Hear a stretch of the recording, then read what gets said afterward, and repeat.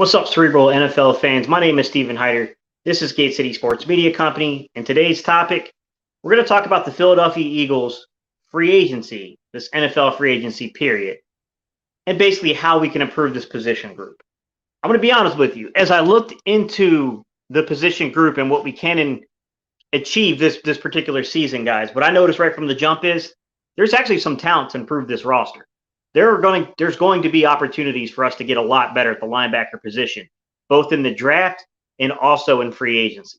There's absolutely no reason why this Philadelphia Eagles team should not be vastly improved coming out of this period. We should be so much more improved in 2022 at the linebacker position. But to get in this, I think we need to be very, very detailed with what we're critiquing in terms of how you improve the linebacking core. Because what I want to talk about is TJ Edwards. Because there's a conversation that is still underrated, and it's still very annoying that he doesn't get the credit he deserves. But very quietly, TJ Edwards is becoming not only a really good run defender, this dude is a very, very, very good zone defender in pass coverage, I should say, not pass pro. TJ Edwards ranks 13th now. He ranked 13th on the 2021 season in terms of coverage grade. He had a 68.9 coverage grade. He forced 4 incompletions, had an interception, did give up 2 touchdowns. So what I want to talk about is we know that the coverage has to get better. So we're going to have to be very, very descriptive with what we're talking about and how you improve coverage here. I think TJ Edwards is a very, very good player when it comes to elements such as making sure this young man is in his zone coverage, right? I mean, he's a former safety. He gets the depth aspects of the drop, and he's always at the right depth in his drops. But I do think there's limitations for TJ Edwards when we talk man coverage. And I think that's where we got to get better. I think TJ Edwards can play 60-some% of your snaps, pretty close to 70%. But there is a period of time where you don't want TJ Edwards on the field because he's just not athletic enough in man coverage to stick with certain athletes. Here's the good news. I'm here to tell you guys, there are some real ways of improving this roster through free agency this year. Now, I don't know how much money this organization is willing to spend, but if they're willing to spend it to fix the linebackers, there's some real options here. I'll give you the 4 that I went through, I took a look at, and I said, yeah, this improves it. And I'll talk about a 5th guy, and I'll give you my opinion on that player, okay? So Devondre Campbell. Devondre Campbell, clear upgrade, right? Kaizer White played for the Chargers, guys. Anthony Barr, Jayon Brown. All 4 of these guys give you something here. Jayon Brown played for the Tennessee Titans, guys. Devondre Campbell, this is just how good this guy is. Just hear me explain to you just how good this young man is. He has the number 2 coverage grade in the National Football League, an 83.9. Okay? Teams were 61-78 against him. He forced 2 incompletions, picked off the ball twice, and didn't give up any touchdowns on the season. That's not even the crazy thing about it, guys. He was in coverage. I'm sorry. I should say that he was in nickel, so either inside or outside. So whether he's a left inside linebacker or right inside linebacker, he was in the nickel package, 389 snaps on the season, okay? But let me add to that.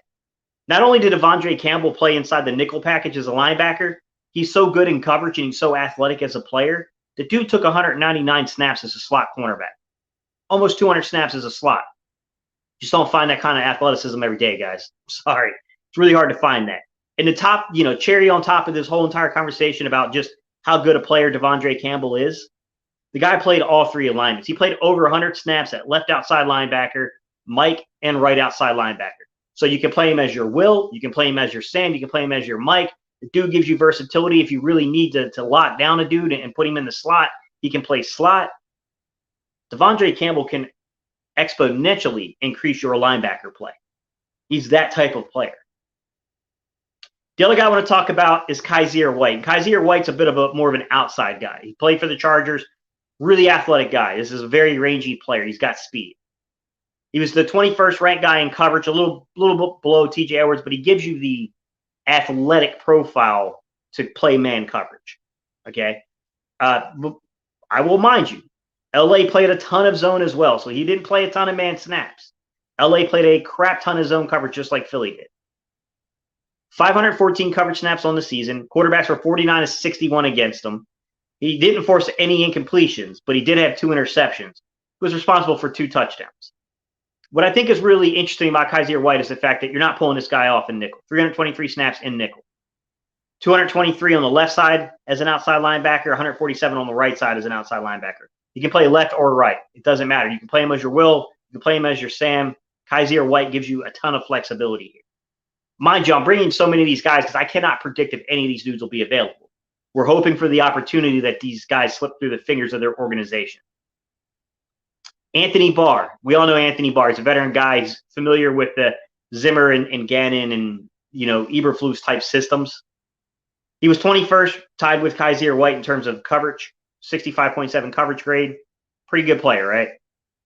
419 coverage snaps on the season. Quarterbacks were 41 of 49 against him, but he did force 2 incompletions and had 3 interceptions, only was responsible for 1 touchdown on the year. Anthony Barr gives you versatility as a pass rusher, and he's got far more athleticism than a guy like Jannard Avery in terms of the hip mobility to actually get out there and defend the flats. I don't know that Anthony Barr is like a lockdown man coverage corner. I would have to see a lot of snaps to say that this guy, not corner, I should say, a lockdown man linebacker. I don't know if you're going to be that comfortable putting him on a tight end. I'd have to really see that. I'm not saying he is or isn't, guys. I'm not going to jump into these crazy takes. You got to see that before you grade that. And then Jayon Brown would be the last guy. He was the Mike linebacker, Tennessee Titans. Gives you a lot of athleticism. He's a very good coverage guy. This is a guy that you could probably man up a little bit more. Play him in man if you need to. There's some athleticism here. In my opinion, these 4 guys drastically improve this linebacking core. Doesn't matter who you get. To me, it's a cost analysis, right? We all know that there's a certain point they're not going to go to in terms of the cost here. But Devondre Campbell, no doubt about it, you're going to be much improved. Kaiser White is going to improve you. Anthony Barr is going to improve you. Jayon Brown is going to improve you. You add these 4 guys, any one of them, alongside of what we have in TJ Edwards and what we have potentially coming back in Davion Taylor, you got something in your linebacking core. I'm not saying you have to go into free agency and improve this position group, guys. There is opportunity, though. I just wanted to make sure I told you and you guys were well aware of the opportunity that exists in our linebacking, in free agency for the linebacking core to get exponentially better. And there are some guys that can really improve you. The last guy you probably noticed I didn't talk about is Hassan Reddick. I know a lot of you guys are really high on Hassan Reddick. I have no problem with Hassan Reddick. Hassan Reddick, I'm not leaving him out because I don't think he's a good player. I think Hassan Reddick is a very good player. I've heard people say they don't think he fits the scheme. I don't know what the scheme's going to be right yet, guys. I don't think anybody does at this point. With that said, the issue with Hassan Reddick is he's far more of a, kind of coming off the edge blitz kind of guy. I don't know Hassan Reddick's true coverage abilities. We'd have to see that. And that's something I would need to do film breakdown on to kind of see where some of the strengths lie and what some of his weaknesses lie in terms of that. Hassan Riddick, of course, could be put on this list as a 5th guy. I just didn't kind of put him there because of what it was. I don't know the exact fit to this, to be quite honest. So I'd have to see film on Hassan Reddick to place him in there. But certainly if Antonio, if the price is right, and we don't know the price of any of these guys, if the price is right, then you could definitely add a guy like that. But I think Hassan Reddick is more so fit for a team that's going to use him as an outside kind of stand-up rush linebacker type role. Before we jump into the rest of today's topic, I want to give you guys 2 announcements. Announcement number 1. If you guys look down below, I've linked where you can get a copy of the quarterback tracking journal. I built you guys a journal for this offseason if you want to grade college quarterbacks, if you want to grade, Jalen Hurts, Gardner Minshew, pick your quarterback. You want to grade the NFL as a whole. I've actually built you guys a journal to track, to help you guys out with how to kind of read what's going on. It's linked down below. I went through, Kindle publishing. It's up on Amazon. Guys, I put it up for $14.99. I tried to make it as affordable as possible. It's a 6x9, so it's not too small that you can't write in. It's not too big. It can't fit in your pocket for easy moving around with, all right? Also, I want to shout out my guy Sam. Sam has put up a really good article about the whole situation of the running backs and the need of adding to the running back core on this football team. So if you guys look down below there, you'll see I linked the article to Sam's. I've put the link to Sam's article. That was a tongue twister there, guys. So if you guys have time, check those 2 things out, guys. All right, let's talk about the options in college. I'm pretty sure this is why a lot of you guys came here, right? You guys want to hear about what the options are in college right now. So let's go with this, guys. 2 guys from UGA I think have to be talked about. And I want to tell you, when I started breaking down the options, we didn't know who was going to declare. So some of these dudes might have already declared that they're going back to school. So keep that in mind. Track and go look at these guys and make sure that they didn't decide to go back to school. I did notice a couple of the safeties I talked about yesterday. Some of those guys did decide to go back to school. You kind of have to, you know what I'm saying? You got to take a look at that stuff, guys. Once I get into the film, I don't really have time to look at that stuff until later on. So that's when I do like my top 250 list, all that kind of stuff. Then I'll look to make sure they declared for the draft. Jacoby Dean and then also Channing Tyndale are your two UGA linebackers. Both of these dudes are incredible athletes. Jacoby Dean, I think, is going top 12. I don't know if I'm going to say he's top 10. It's just hard to project linebackers, but he's that kind of talent, guys. Jacoby Dean is an incredibly talented player. He can rush the passer. He's got a 91.9 pass rush grade. He can cover. He's got a 90.8 pass rush grade. I think the question that Jacoby Dean will have to answer at the next level is he's not the biggest dude. From what I've seen so far listed for him, he's going to be coming around somewhere around 6'1", 6'2", 225-ish. If he's really lucky, he'll hit the 230 mark. All right.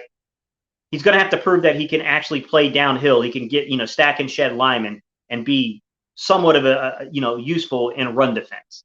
I think that's going to be the big question that has to be answered by Jacoby Dean. I will say when I watched his film, I didn't necessarily see him stacking and shedding linemen. I don't want to give that kind of insinuation here because that's not what I saw in his film.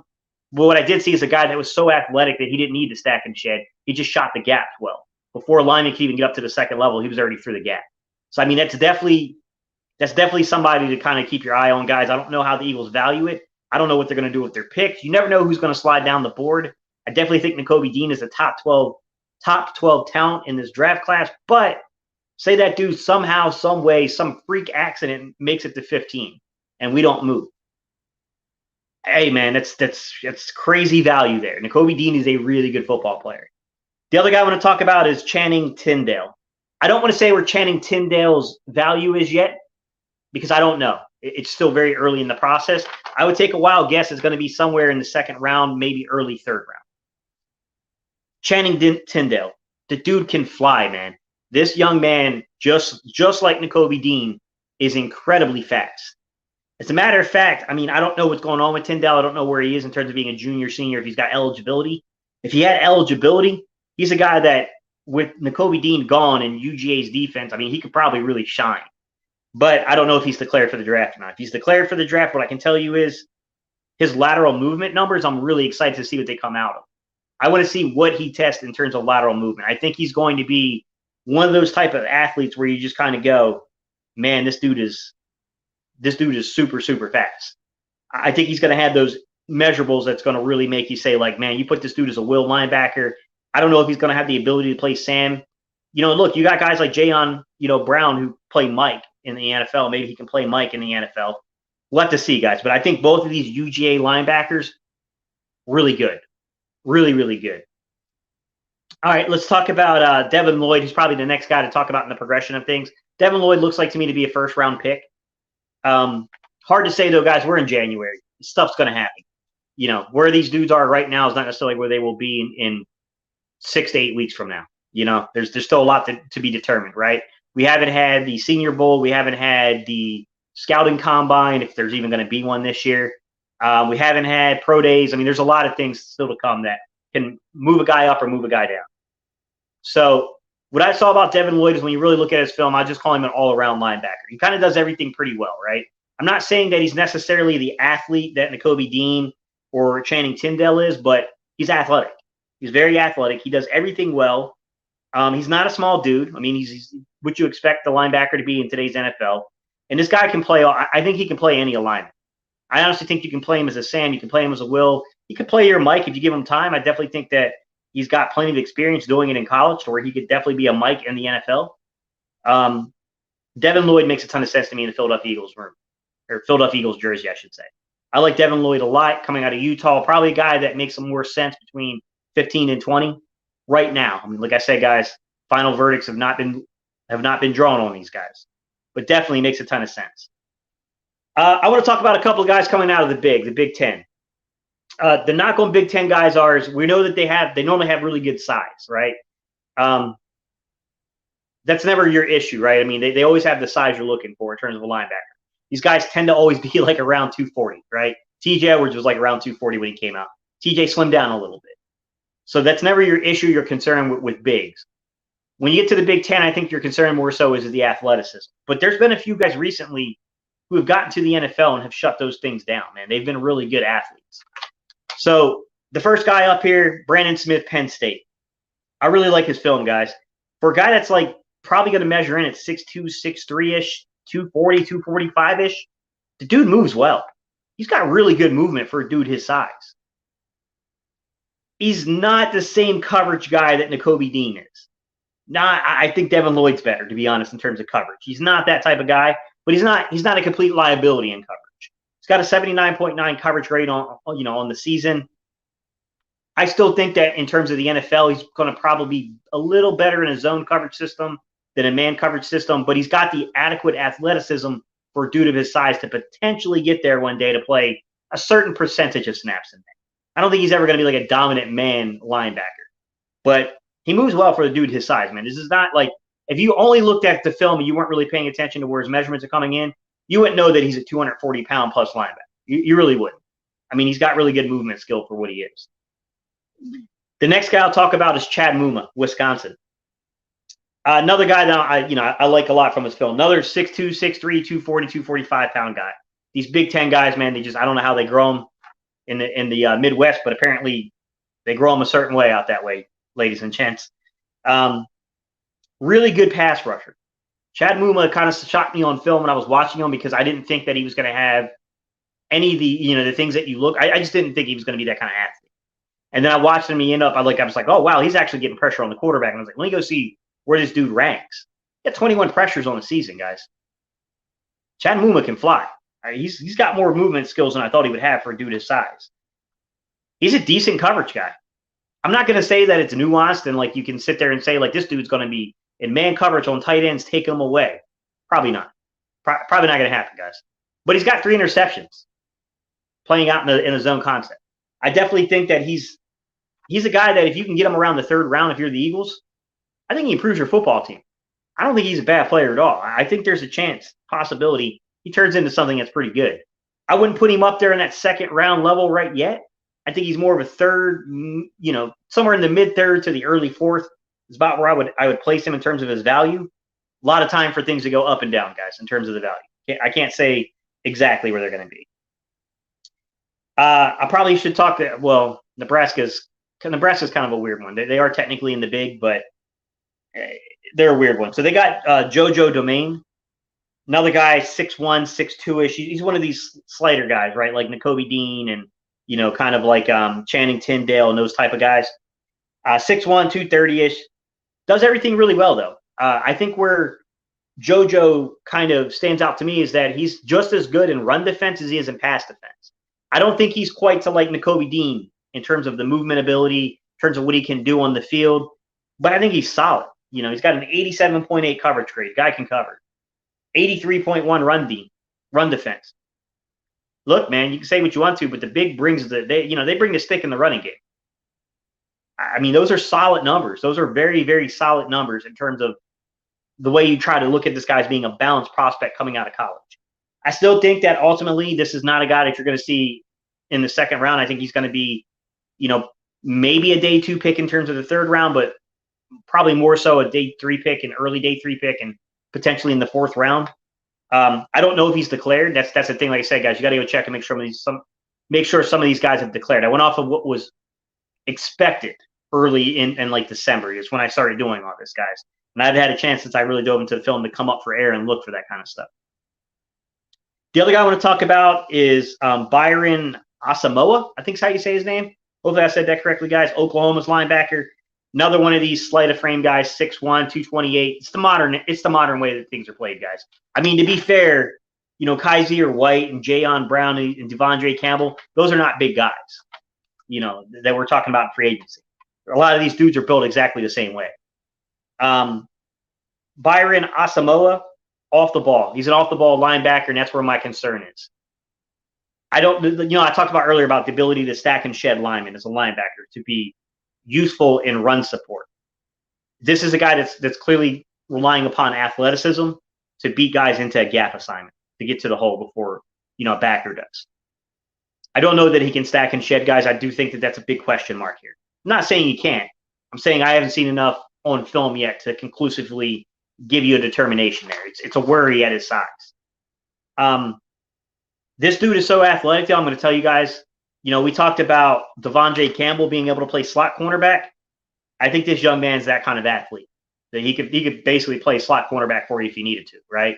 The other young man that comes to my mind is the young man that came out a couple of years ago from App State was like this, where the dude was like crazy off-ball skills, could play slot cornerback. He was that type of athlete too.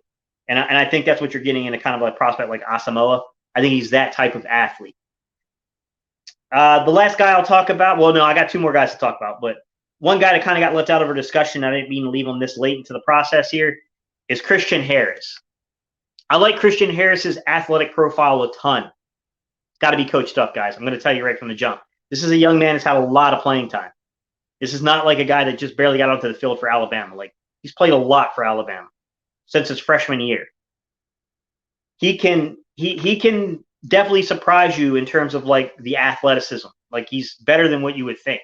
He's a very, very good athlete. I will say, man, he's very questionable in coverage. I'm not going to say that you can't improve upon, zone coverage concepts, right? I mean, man coverage, a little harder, right? There's a lot more technique involved, a lot more athleticism that has to come from that. Hard to say if he's going to be a man coverage guy, but I definitely think you could work with him in terms of understanding where his drop needs to be, how to read the quarterback's eyes, understanding your responsibility in said coverage. He's questionable as heck in coverage, guys. I'm not going to lie.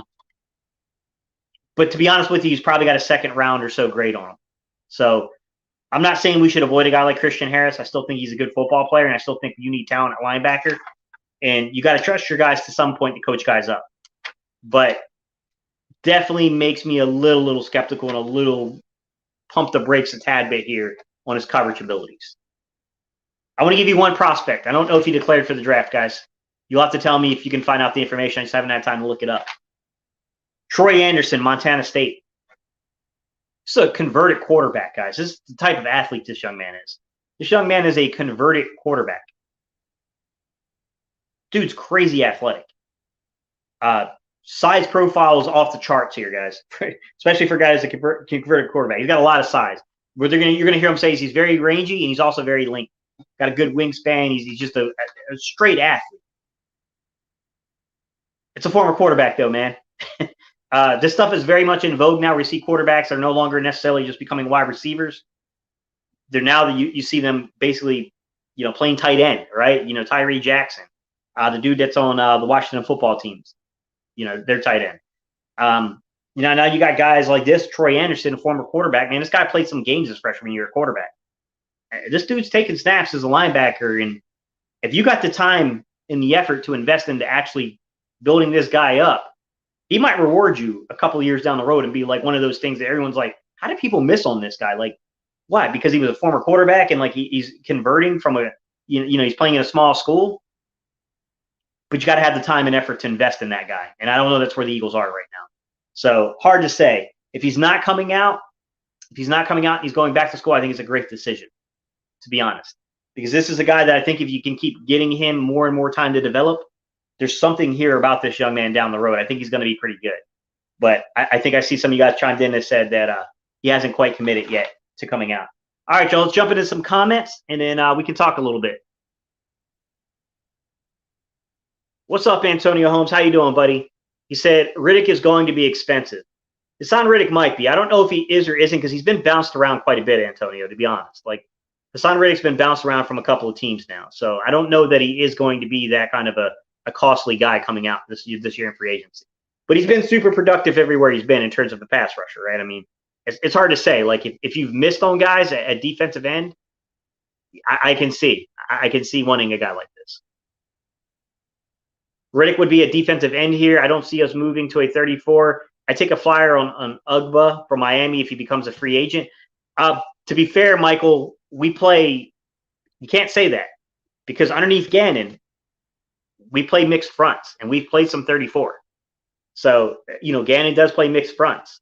Now, I don't know that Hassan Riddick would be a defensive end here. I kind of disagree with that because you're not going to use Hassan Riddick as a defensive end here if you didn't use Jannard Avery as a defensive end here. So I would probably disagree with you a little bit on that one, Michael, to be honest. What's up, Jeffrey? How you doing, buddy? Good morning to you guys. I appreciate y'all tuning in this morning and talking a little about the linebacker position, if you will. What's up, Messiah? How you doing, buddy? Good morning, man. Antonio said Devin Lloyd is my guy, straight baller.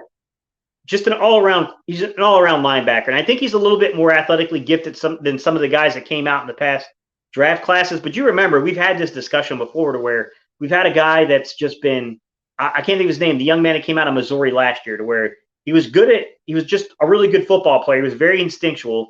Nick Bolton. But a lot of people question his athleticism. Look, man, he was pretty good in the league. And I'll say this, I think Devin Lloyd's a better athlete than Nick Bolton. But I think he's that same kind of, player, to be honest with you. Vincent said Brandon Smith from Penn State is another flyer. Yeah, for a dude that's like 6'3", 240 plus, man, he moves really well, Vincent. Like, I was completely shocked at what I saw on film from him. I didn't anticipate that, man. There's been two dudes that really stood out to me from Penn State's team. Brisker and Brandon Smith really, really flashed me. Well, I should say three, because Abekti's not bad either at defensive end. They got three guys that are really good. But, yeah, Brandon Smith shocked me on film. I was like, oh, okay, Penn State's been producing some dudes here, I see. What's up, Cree? He said Channing Tyndale did declare for the 2022 draft. Look, super athletic, guys. He's a super athletic player. There's some question marks that have to be there. Like I said, I'm not too sure that I'm sold on him stacking and shedding blockers per se and run support, but it's not fair to say you can't do it either just because there's not a ton of film to say that. You know what I mean? Like, it's hard to say, guys. Anthony said there are so many linebackers we can draft this year. There are options in free agency. There are options in this draft. There is no excuse for this organization not coming, out of this particular free agency and draft class, this particular offseason, and not vastly improving our linebacking core. We have every opportunity to get even better than what we have been recently at linebacker. There's just no excuse not to be, guys. I mean, there's 4 or 5 guys in free agency that can absolutely play and will absolutely improve our roster. And I'd say there's at least 6 or 7 of these linebackers who down the road can be, pivotal playmakers for a defense. Anthony, if we miss on both sides of this, I'm going to be really ticked at this front office. Cree said, not that it means anything, but I've seen Devin Lloyd being selected by the Eagles in several mock drafts. Look, man, when it comes to Devin Lloyd, I don't hate to pick, man. We had some of those mock drafts that were mocking Nick Bolton to us at one point last year, if you guys remember. And, some guys were definitely for it. I remember a few of you guys were definitely for Nick Bolton. Not everybody was, though. Some guys were like, Jade, I don't trust his athletic ability. And it's like, yeah, but, sometimes guys just have really good instincts. And Nick Bolton turned out to be a good player, man. I really wish that we had, I'm not saying you get, Devontae Smith was a heck of a pick for the first round. But I wish that the Eagles would have given more consideration to linebacker in previous drafts. Vincent said, I got Lloyd as a better prospect than Dean by a good margin. Yeah, I can understand why people say that. I still think Jacoby Dean is the better prospect, if we're being honest, Vincent. There's things that Jacoby Dean does that these other guys can't do in terms of athleticism. I mean, he's just good as a pass rusher. He's good in coverage. I don't know that Jacoby Dean, like I said, the one fault you could maybe point out to Jacoby Dean's game is to say that we, just like Tyndale, we don't know exactly what he is in terms of run, his run ability, his run stop ability. I mean, that's going to be a question at the next level. Dean is just too small for me. To be fair, though, Anthony, it's the modern NFL, man. You're not getting, Jeremiah Trottles aren't coming through the door anymore. Those guys won't make it in the league.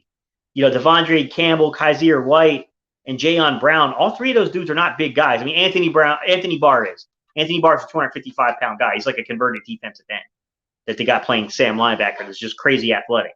But it's hard to find Anthony Barrs and Jamie Collins, those type of linebackers that have that huge frame and are just really long, tall, lengthy guys that can move like that. You know what I mean? Like, it's really difficult to find those dudes in today's NFL. A lot of you guys like Devin Lloyd a lot, huh? Chad is your favorite, Anthony? Chad Mumma was shockingly better than I thought he was going to be. He was decent in coverage, guys. I mean, I thought, like, you get these guys that don't look like they're ridiculous, over-the-top athletes, and immediately you're like, okay, like, I want to see this dude take a man snap coverage. It's hard to do that with Wisconsin. I didn't see a ton of man snaps out of him. I'm not saying I never saw Wisconsin in man coverage. I didn't necessarily see Mumma in a ton of man snap coverages from the linebacker spot. So I guess you can make the argument that, our linebackers don't play a ton of man coverage, though, Steve. They are, generally speaking, going to be zone coverage guys. They're not going to be playing a ton of snaps there, so it may be irrelevant. And that's fair. I mean, I think that point could be fair. But I still think you want to have a guy in case you need to do something. You know what I mean? It's always nice to have that dude. Cree said, I recall some scouting reports on Micah Parsons, sorry guys, prior to last year's draft, questioning his ability to cover.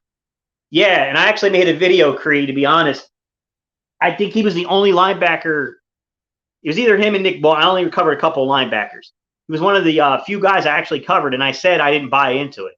I thought Micah Parsons actually had, maybe you could critique his technique, but I thought he had all the lateral movements to turn into a really good coverage linebacker. And I actually put that on film to say, if you really watch what he's doing, I think people are they're being a little harsh, to be honest. That dude Leo is nice. There's a couple of guys in this particular draft class I think that are going to be pretty good, man. I definitely think there's going to be a few guys that are really, really good. Chazzy said Chad Mumma and Leo Chanel are really underrated. I definitely think that there's going to be guys in this draft class that if you stay patient, because you can't hit every position group in every round, you know what I mean? But if you stay patient and you trust your board and you value the position enough to take it, I think you can pull a guy out of the third round this year that's going to be a good player. I honestly feel like you can pull a guy out of the third round that can contribute this year. Cree said there are just too many good ones this year. The Eagles should definitely come out of this draft with a solid linebacker and with starting abilities. Like I said, Cree, I'm going to be really disappointed if we do not take the opportunity this year to improve upon the linebackers. Like I said, I went through and I'm like watching film on Devondre Campbell and Kaizer White, Anthony Barr, and Jayon Brown. And I'm like, there's too many options in free agency. And then the draft between Dean and Lloyd and Brandon Smith and Tyndale and Mumma and Asamoah and Domain. And then even Christian Harris, I think, has utility and could be good in Philadelphia. I don't think he's the greatest coverage guy, but sometimes you got to go off of traits, right? You got to say he has got the traits. We just need to coach the guy up. And I don't think that Christian Harris lacks in athleticism. I think he's very athletic.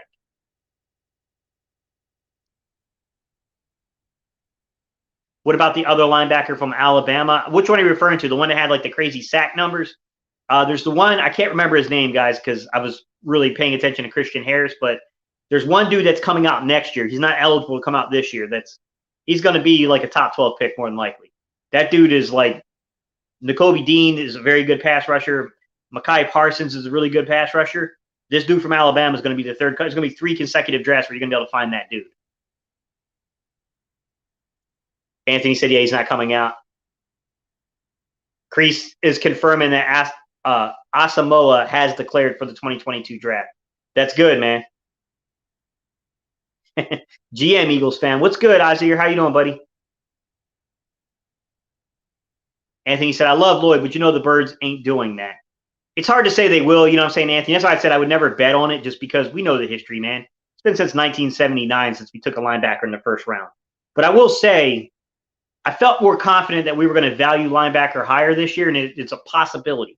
I'm not projecting it. I'm saying it's a possibility because if Gannon is still the coordinator, and I don't know if that's true or not, guys. I mean, this thing got pretty far with the Texans' head coaching job. I still think Gannon's coming back this year, and I think he'll be a head coach following this year. But I still think that the importance of linebacker in this system can't be ignored. Now, I think, Anthony, what you might be on to is that might be one of the position groups just like wide receiver where they go into free agency and they pluck a guy. I do think that that's definitely a very, very likely possibility here. My guy, Sam, what's up, buddy? How you doing, man? So I'd rather take a finished product at linebacker than somebody who's a project unless, of course, we're talking later in the draft as like second option. I don't know if I trust Gannon developing linebackers. I mean, to be fair, Gannon's not necessarily the guy that's developing them. That's Rucker, I believe is his name. Is that his name? You know what I'm talking about, guys. A young dude. He's like younger than half the linebackers on the actual team. He's the position coach there. And to be fair, you know, Davion Taylor looked much improved underneath this coaching staff when he got into football games.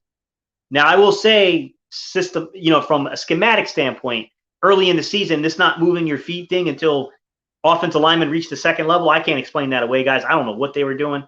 You know, early on when they were playing in that system, it made no sense to me. But the minute that they basically put Edwards in the system, the minute that they put Davion Taylor in the system, we immediately saw an improvement. So, I mean, I guess you could say that, like, you know, Ruckus, or whatever that dude's name is, he seemed to do a pretty good job with Davion Taylor because Davion Taylor was lost his rookie year. And that dude looked like a completely different guy once he got into games this year. Mad Hatter said, I like Christian Harris in the second round. Anthony said, Harris doesn't fit us. Expand upon what you mean by that, Anthony. I don't know what you mean by, like, he doesn't fit us. Like, in what way do you think? Like, I'm not disagreeing with you, Anthony. I don't know what you mean by doesn't fit. Azir said, like, subscribe, and share if you could. Thank you, guys. I appreciate that so much, guys. Isn't Dean about the same size as Devin Bush? He's the same size as a lot of these guys, man. I mean, right now they got him measured between 6'1". The reports I'm hearing is about 225 is what he's going to come out to. Hopefully he comes out to be, you know, closer to 230. But, I mean, to be fair, like I said, guys, Devondre Campbell's not a big dude. Kaizer White's not a big dude. Jayon Brown's not a big dude. None of those guys are really big guys. And all three of those dudes are really good football players that can play at that size. You know what I mean? Like, I mean, we'll have to see what he comes out to.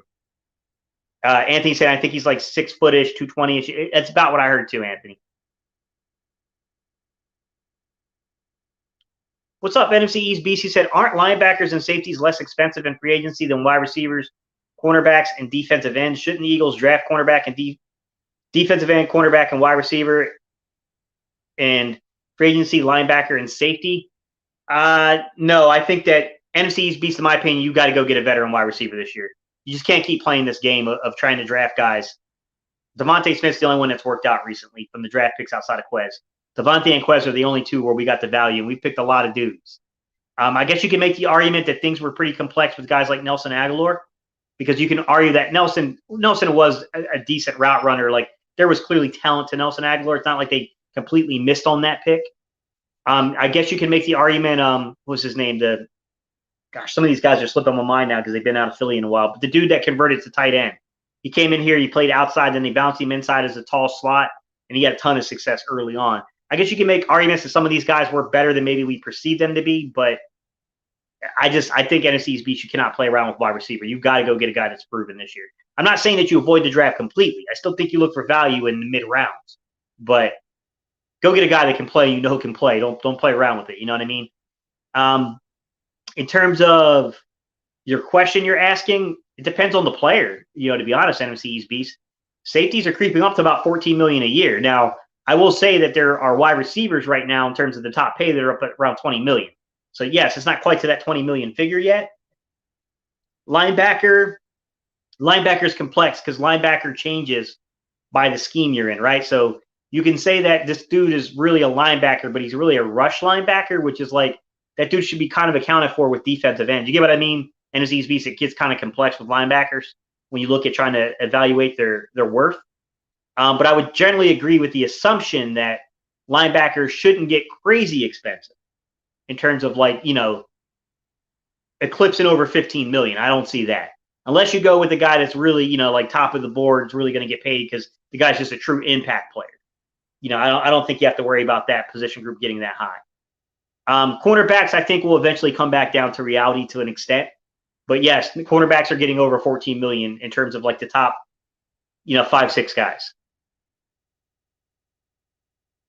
Trayvon Walker, edge at 15. Ahmad Gardner. What's up, Mad Hatter? Sorry, buddy. Trayvon Walker at edge. Ahmad Gardner at cornerback at 16. Traylon Burks at wide receiver. You mean at 19? Christian Harris at linebacker at 51. Oh, yeah. My bad, Mad Hatter. Now I see your other comment. Anthony said, I don't trust UGA linebackers, man. The line in front of them was crazy good. Yeah, but sometimes you got to play it off the traits, Anthony, man. Those two dudes were athletic to a level you don't normally see, man. Kivo, what's good, buddy? He said Mumma, Smith from Penn State, Nick Bonito. Hopefully I said that correctly, man. Sam said, what do you make of Jacoby Stevens' production towards the end of this year? And do you think he could be a viable contributor in 2022? Probably not, Sam. I still think it's a long shot for Jacoby Stevens to be a real contributor. When he got in games, and mind you, we're judging a very small sample size, but it looked like he's got a lot. He's still got a heck of a way to go, in my opinion. It's the offseason, though, Sam. You know, I always say you got to give guys an opportunity.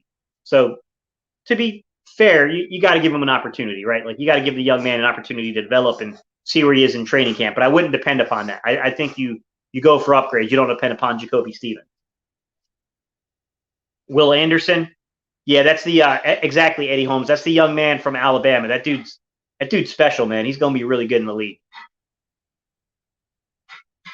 The gambling hippie said, if we have a solid first 3 rounds and take some shots in the draft, or take some shots in the dark, my bad, gambling hippie, to get a Mulata type of player late in the draft, I'll be happy.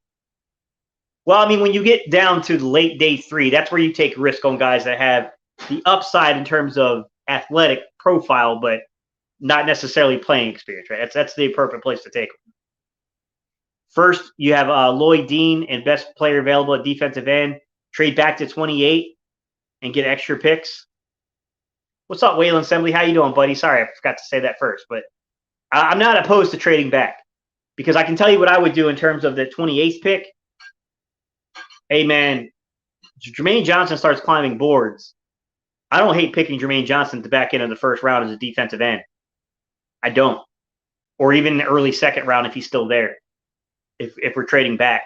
I just think that you can snag a decent defensive end outside of the 5 names everybody knows. It's always talked about. Antonio said, no, the other linebacker I was referring to is Henry Tuiots. I didn't see his film, man. I'll have to go back and take a look, Antonio. I didn't really see him, but I haven't focused on him. You know, I was really just focusing on Christian Harris. NCSB says, I'm not answering any calls from Houston that aren't coming from mission control. Nice play on words there, NCSB. How do you feel about Darion Beavers from Cincinnati? Chazzy Chaz, I like the suggestion. I haven't watched enough of his film to weigh in on where he is. He's popped a few times that you go watch Ahmad Garner play. So, I mean, I have to really kind of take a look and just see where he is as a prospect. I can't judge it from just kind of like seeing a guy on, you know how you can watch, like, you can go in and watch all 22 and just kind of see what games will pop up there. Because without that, you have to write for permission from the media department of the school, and it takes like 2 to 3 weeks to even get a response. And then if you get the response, it still takes some time to get the film. So, you know, you kind of get limited to that extent. But Rushing Nation 1, what's up, buddy? He said, who do we take in the first if we avoid linebacker? Best player available? Yeah, I think you do the best you can in free agency to make sure you don't have to pick for a specific like position group. I think you do as much as you can do with the money you have available to shore up your roster to the best of your ability, right? There are definitely safeties that I think can help you, but I still think safety is kind of a worrisome issue here. I think there are definitely linebackers like Devondre Campbell and Kaizer White and Jayon Brown and Anthony Barr. I think there's dudes that improve your roster. And then that way, when you're in the draft, you're truly taking the best dude you have on your board, hitting you at that spot. Now, I will tell you, they always do. There's still some, even if you don't necessarily have like a desperate need at a position, some organizations still are going to, most organizations are still going to rank it by position group, and then that still, because teams value position groups in different ways for scheme, things like that. Nick Rollis is the Philadelphia Eagles linebacker coach. Thank you, Creed, because I think I called that guy everything but his name. I know he's young as crap. What's up, Blue City Empire Sports? How you doing, buddy? He said, why are some people complaining about the overtime rule? I don't think it needs to be changed in terms of the regular season. But I will say when you got a 90% chance of winning a football game just by winning the coin toss, I think you got to do something there in terms of the playoffs. Especially when you got a game like Kansas City and Buffalo, it's not about saying like, would it have changed the outcome? We can't know if it changes the outcome, Blue City. But would any of us really hate it seeing more of that matchup between Mahomes and Josh Allen? I would have loved to seen that game carry on for longer. That was one heck of a game. Kivo said, I've watched Christian Harris. He's way overrated to me. I wouldn't take him higher than somewhere in the third round. His tape just doesn't translate to NFL elite play, if you ask me. Kivo, I don't know. I can't say if it does or doesn't. I mean, I think he's got the athletic traits, but he's susceptible in coverage. I didn't particularly love him in coverage.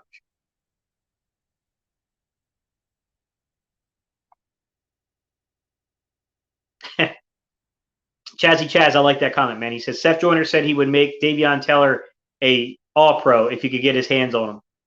Well, let's find a way of getting his hands on him then. Like, what are we waiting on? Little Bull Phil, he said, top of the morning, my fellow Eagle fans. What's good, guys? How's everybody doing this morning? Matt Hatter said Matthews. Yeah, Jordan Matthews. Thank you, guys. It was driving me crazy that I couldn't think of his name.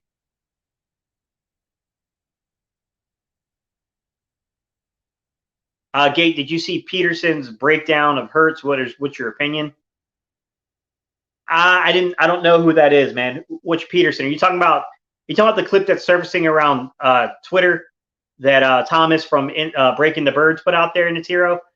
I take exception with a few of the things that's on that clip because they don't know. I'm going to tell you straightforward. There's some guys that put up clips of quarterback play and they don't understand what they're looking at. I'm just going to be honest.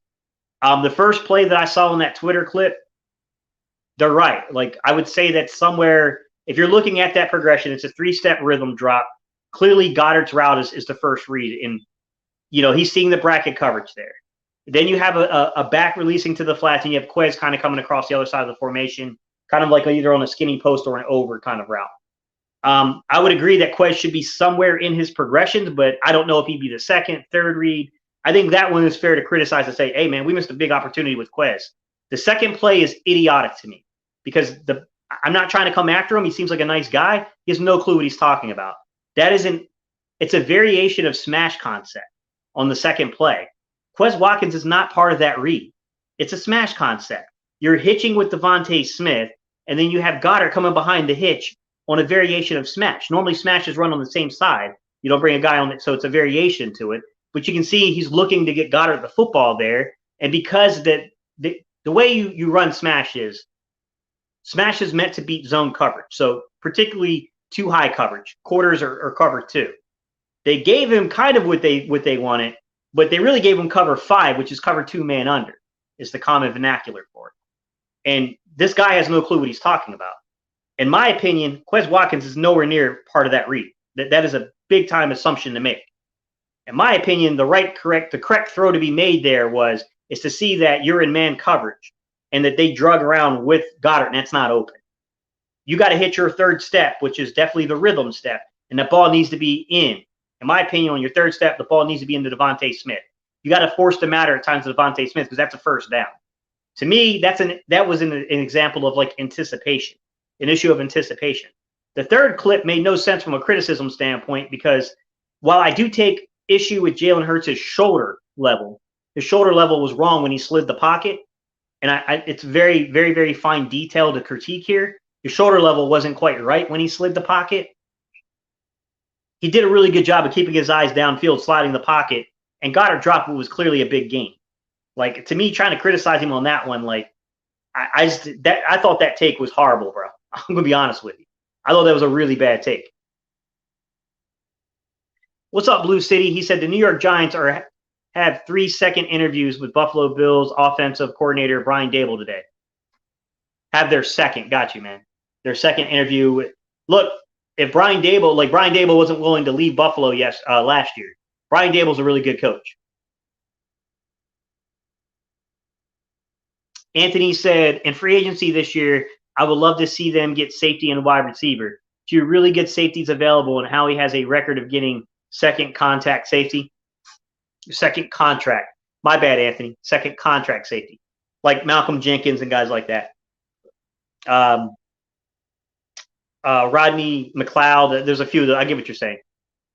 Cree said, in your evaluation of linebackers, does the conference make a difference?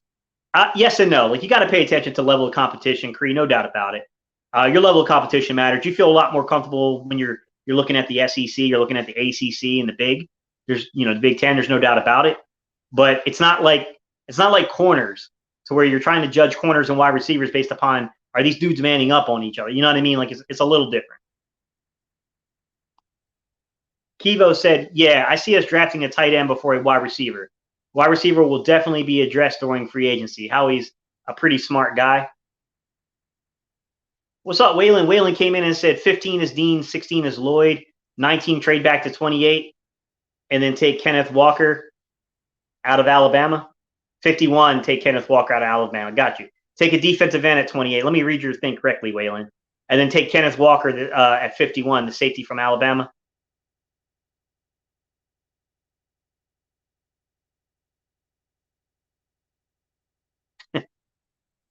You're my guy, but it's pronounced Cavalis.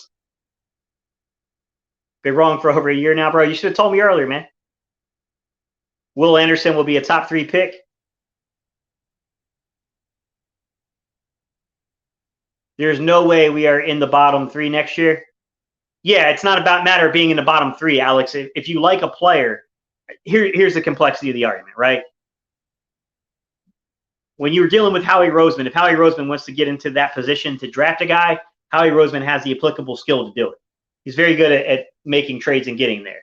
Now, what I will say is that we haven't picked a linebacker in the first round since 79. So compounding that by saying that in 2023's draft, not only are we going to pick a linebacker and it's going to be in the top 5, but we're also going to trade forward into the top 5 to do it.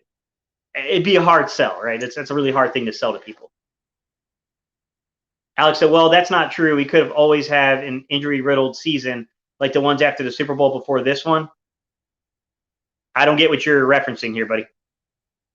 Thoughts on safety Hill? I think I may bang the table on this dude. Daxton Hill, the problem with Daxton Hill, Anthony, is that some organizations have him as a slot cornerback, a nickel corner. Others have him as a safety. I have no clue how the Eagles would particularly look at Daxton Hill, but he was really good in coverage. He's a very good coverage guy. Alex said, I think Jermaine will go back half of the first round when it's all said and done. I wouldn't hate moving back from 19 to getting back into the 20s in the first round and taking Jermaine Johnson. The dude's, I think he's going to be pretty good in the NFL, if I'm going to be honest, Alex. I think he's going to be really, really good.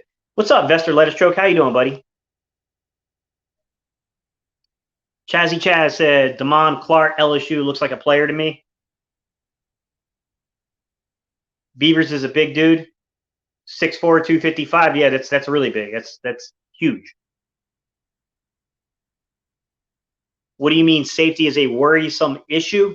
Safety is a worrisome issue for the Eagles just because I don't think that the talent pool in free agency is as easy to get to shore up the position going into the draft. I think that you can look at a guy like Reed, and I don't think that the coverage numbers are as good as people think, but I think the athleticism is there. I can see saying like, oh, this guy's a 4.4 40 guy, right? You can look at Williams from New Orleans and say that dude's a bona fide, like, top of the line safety. You're going to pay for him. And I don't know that I can project, Alex, that the Eagles are going to pay the kind of money to sign Williams from New Orleans. Past that, you got a lot of guys that I'm not too sure are better than Rodney McLeod and Al Harris, to be honest. I think you're getting into a very debatable territory once you get past those two guys. So that would mean you have to really pay attention to where you're at in the draft and what the available, players are. And I kind of covered that in yesterday's video, Alex. If you go to yesterday's live stream, I went over all that. Should we use an FRP on Linderbaum? First round pick on Linderbaum? Michael, I got some stuff coming up when it comes to Linderbaum. I got some concerns because I do think Linderbaum's being a little overhyped. But I got some guys that played collegiately on the offensive line. I got one guy in particular who played center at Charleston Southern, who's going to break down some film about Linderbaum. And I'll leave it up to your guys' I'll leave it up to you guys to decide after you see what these guys say, about what they see on the film from this young man. Alex says Seth Joyner talks a lot. Dude is full of it sometimes. I will say, though, Alex, to be fair to Seth Joyner, it's not like he doesn't understand the position. And there are times he does critique things that are correct in terms of, okay, when you look at the leverage that's being played here, look, the way that the body is positioned and the lead foot is all wrong. I do think that he does give you analysis, but I also think he's a bit of, sometimes he gets emotional and sometimes he says things that don't make a crap ton of sense. NFC East B says, if the Eagles trade back in that first, I think they should target Kenyon Green, guard from Texas A&M.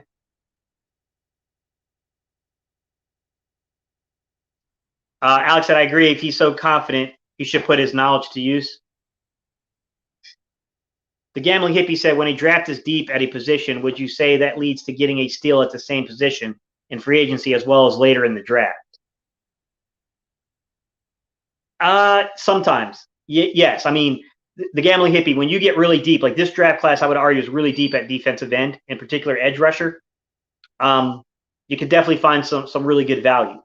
With that said, I don't know if it impacts your trade value because I think that's teams only move up to get offensive linemen and quarterbacks. You know what I mean? Like pass rusher is probably a very close third, though. So I do think there's the potential, but we're also in the need of a pass rusher. So I don't know if we can play that game. You know what I mean? Alex said he probably is. Jason said, do you think Hamilton could drop to around 10th overall because teams don't put value to the safety position? Very possible, Jason. I do think that is a possibility. I do think that anytime you're dealing with a safety, it is very, very difficult to project them inside the top 10. But I do think that Hamilton is special on film. Now, how much the league values that position group and how much your scheme needs a player like that, that's where it gets really debatable, right? Probably not. Alex, you think he's that type of athlete? Howie better be, sorry, man, all over a possible trade up if he falls to 9 or 10, though. I agree, because he would impact our particular team in a way that it's hard to get that kind of value out of this draft. I would say the only other place that you could probably find the kind of impact he would give you would probably be pass rusher. Alex said we've traded with both the Broncos and the Jets this past year, so they are viable trade-up candidates. What's up, Green Wingman? How you doing, buddy? He said, if you are Jeff Lurie watching the amazing quarterback play that was showcased over the past weekend, what would be your first thought? I think there's multiple ways to interpret it, Green Wingspan. On one hand, you can say, we just don't have a quarterback at that talent level. On the other hand, you can say there ain't a lot of quarterbacks at that talent level, so you thinking you can just go get that guy is difficult to do. The third point you can say is that Josh Allen was given the time to develop into that type of guy. So we need to evaluate if we think Jalen can ever be in that realm of things, and do we need to be patient and give him the time? I mean, there's far more than one way of looking at it, Green Wingman, if I'm being honest. I think Howie gave you your answer, which is they look to 2022 as if Jalen Hurts is going to be the starting quarterback. But he did not box himself in to say if Russell Wilson comes available, if Deshaun Watson, clears his legal hurdles and comes available, he didn't preclude himself from chasing those dudes.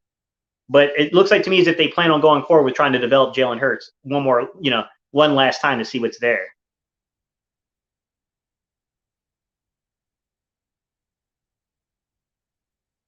Natira said, yes, Thomas, but in defense of him, there was a clip of Tampa Bay defensive coordinator saying he can't read, implying Hurts can't read the defense. Right.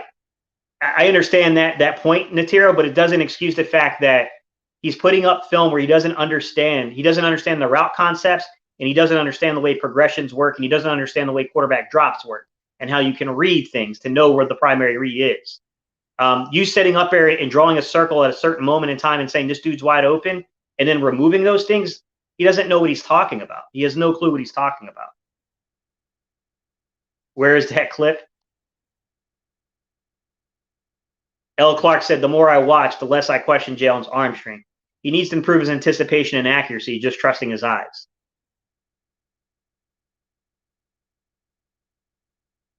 Alex, just look up Breaking the Birds.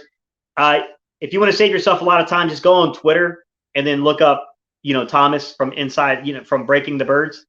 And you'll see it's like a 2-3 minute clip to where he's trying to point out what he believes to be, I think there's some complexity to the point here. He's trying to point out that where he believes that Quez Watkins was missed on reads. I think the first one he's got a point.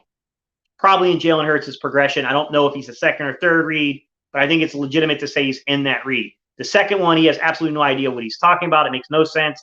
He doesn't understand that that's some kind of a variation of smash, and Quez Watkins would never be a part of that read.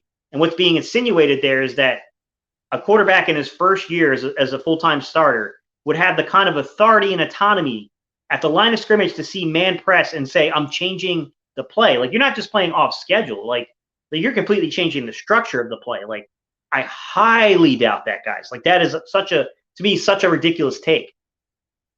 But I do think that there's a complex argument to be made that the coaching staff has got to do a better job at finding ways of getting Quez Watkins the football, because Quez Watkins is beating man. I made a video, guys, where I told you that Quez Watkins was beating man press.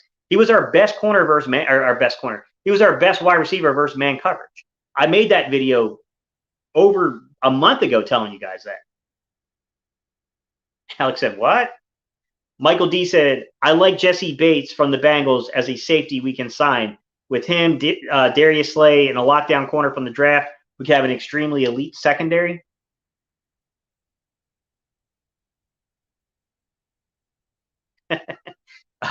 No way we address tight end before wide receiver in the draft. I don't know if that's true, Alex. I think it depends upon where they're looking for the value, right? I mean, I think it really depends upon who's there, how they grade the person. Like, I think there's complexity to that. What's up, Mike? How you doing, buddy? Mike said, what's up, Gate? I see the book out, published author. Appreciate you, buddy. Yeah, I released the book this morning. It finally got done at like 4:30 this morning. My phone dinged and told me that it was published and finally available.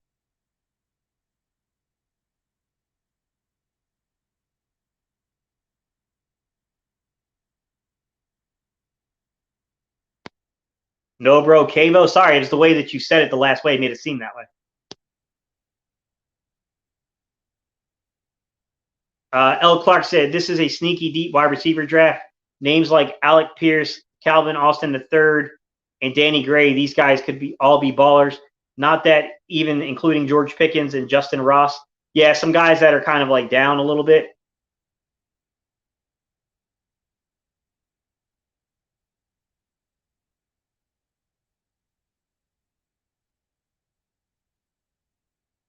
Alex, I don't think you understand that the Philadelphia Eagles run varied fronts in terms of the defense, guys.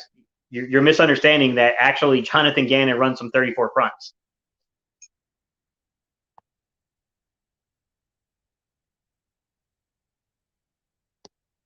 Alex said, I'm referencing us ending up in the top 3 to get Will Anderson. We were the most injured team by Football Outsiders metrics from 2018 to 2020. Alex, I'm not projecting we're going to end up in the top 3, man. Out of the 4 teams that will be participating in this championship weekend, what team do you feel that the Eagles could mimic to get back to the championship? Given the current construction of the roster, San Francisco. You're going to be a run-dominant team. You're going to be a run-dominant team, and you need a quarterback that can play well enough to keep you in games, for your defense to hang you in games, and for your ability to basically hit those splash plays when you need them. I still think you have a ton to do on the defensive side of the ball, though, to be honest, Green Wing, man. I still think that there's a lot of work defensively that has to happen, too.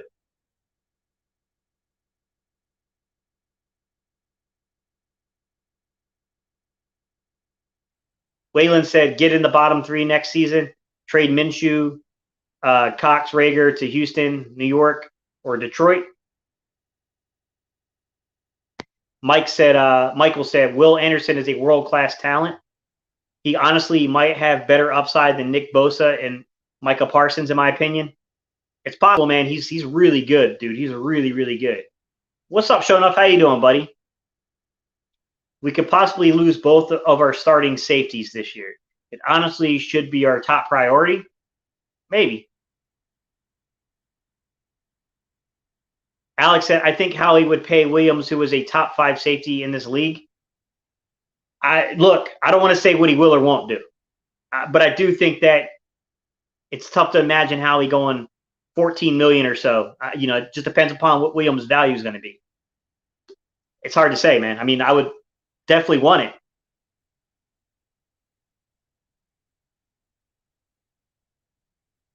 He paid McLeod sizable money. Not really.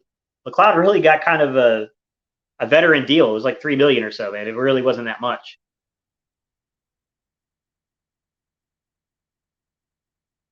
Alex said, I know that Seth knows linebackers. That would be foolish of me, but the way he attacks the team sometimes is just ridiculous. I just think, he gets emotional. He gets upset. He's a fan. Shonoff said Linderbaum is solid. However, there's too much size on the O-line in the NFL period to put 290 pounds in the middle. Both Dickerson and Sayamalu are both centers. Draft a guard, if anything, in the second or third. It's interesting to see what the heck they're going to do, Shonoff, with Sayamalu. Is he the future center? It's going to be a really interesting case to see what happens. Alex said, and also to add to your point here, Shonoff, it's more than that. Landon Dickerson is a center, you're right. Isaac Sayamalu can play center.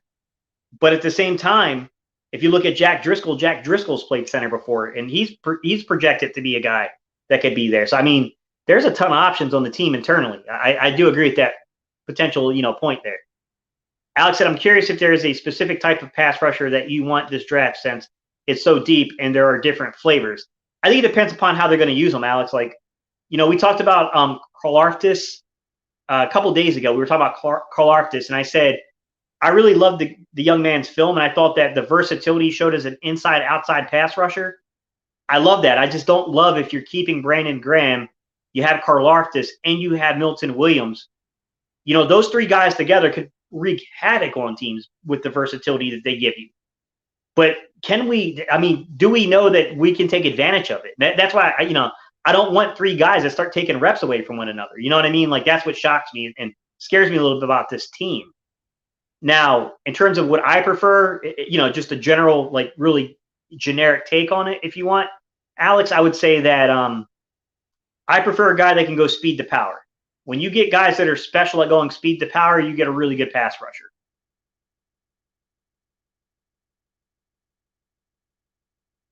Nick Cross from Maryland would be a great later round safety. Waylon said, re-signing Graham is most important move for Howie's rotational with young defensive ends we drafted. Believe it or not, he actually has a year left on his contract, so we're actually good there if they want to keep him. It's a matter of what they're going to do there and if he's going to come back. I think he wants to come back, though. He's not giving any indication he doesn't. You know what I mean? He said, I need to check out Cross and Kirby Joseph from Illinois. Kirby Joseph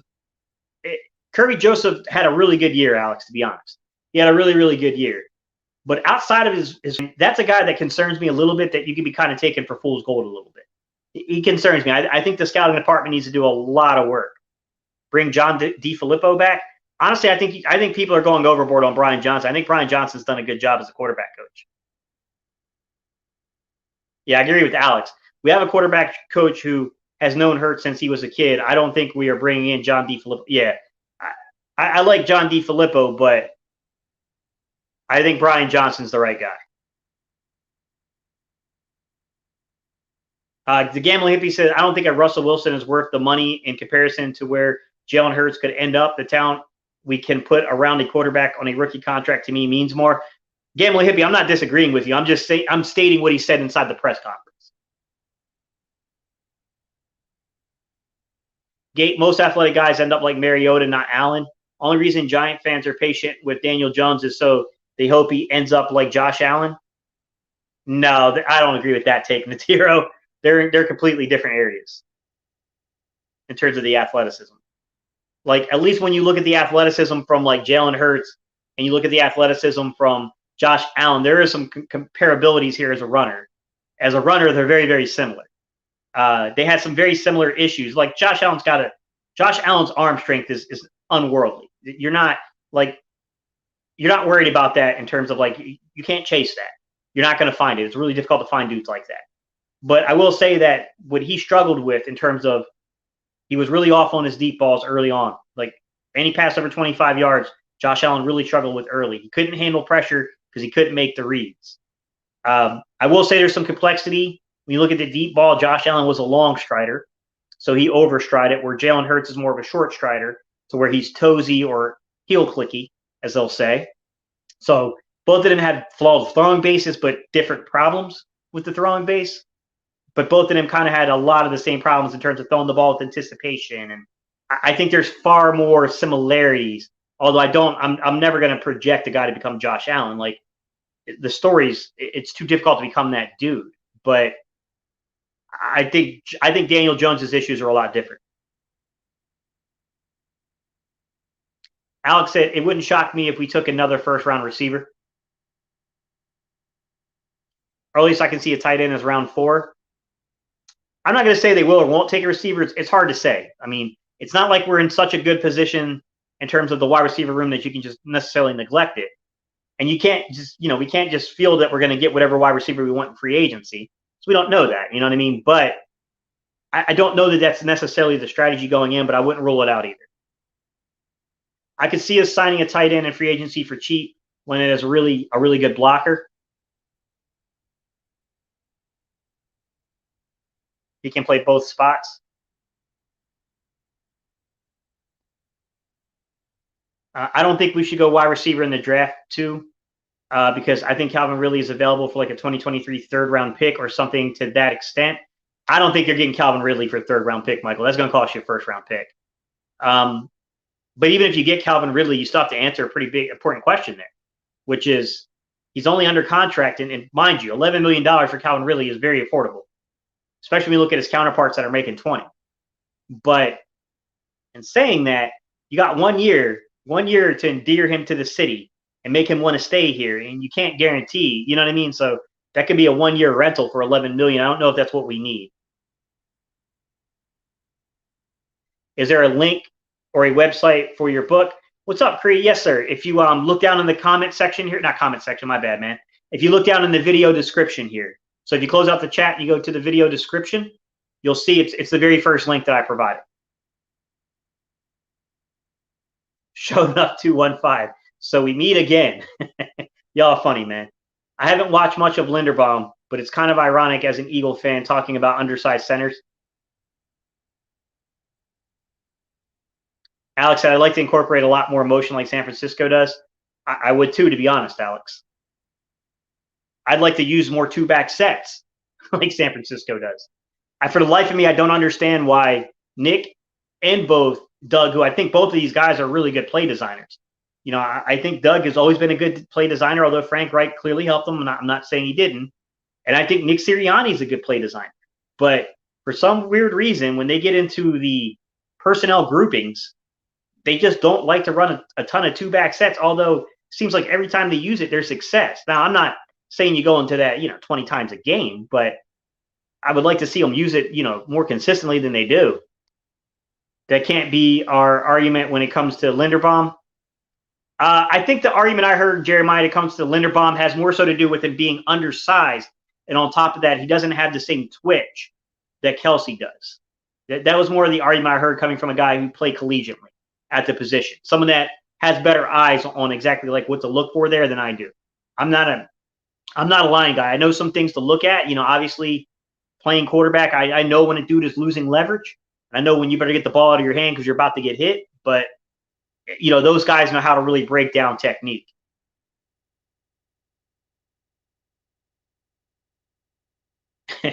Not that we do it, but Shaney is so great at it. Michael said, we have way more potential than the Niners. The Niners should salivate at the prospect of having Jalen Hurts over Jimmy G. Personally, I don't like. I just listened to I can't remember who the guy's name. He's got a slot for Jacob Media. He's a former player, and he was talking about Jimmy G. And it's like, you can buy into that fool's gold. I don't want Jimmy G. These teams win games in spite of Jimmy G. He almost gave away that game. He almost gave away the game to Dallas, and he almost gave away the game last week too. Like, I don't want him. What's up again, Jay Butler? What's up, James? How you doing, buddy? He said, good morning, Coach. Is it possible we could get Mechie in the second round of the draft? I don't know where he's going to slide down to. I mean, Mechie was a good player if you look at his film. I have no clue where his value is going to sink to, James. I mean, if you're sitting there and, you're at the 50, I don't know, what are we picking, 51st guys in the second round, somewhere in that area? If you're sitting there at 51 or whatever we're picking at and Mechie's still on the board, it's an ACL. You always have to be concerned with ACLs, but ACLs aren't not the same injury concern that they once were, 15, 20 years ago. So, I mean, look, that's a dude that's a first-round value sitting there. Hard to say, you know what I mean? What's up, Mike? How you doing, buddy? He said, we drafted enough wide receivers. Let's get some established guys in here. Dante said, can Taylor develop into that next-level athlete for us at linebacker? I think he can, Dante. I really do. I'm more concerned about him staying on the football field at this point. He got injured his rookie year, and he got injured this past year. The young man is incredibly talented. I mean, the dude is just an athletic freak, but he's got to stay on the football field. All the athleticism, all the development in the world that you're making, doesn't matter if you can't stay on the field, right? I mean, it's all nice, but we need him there.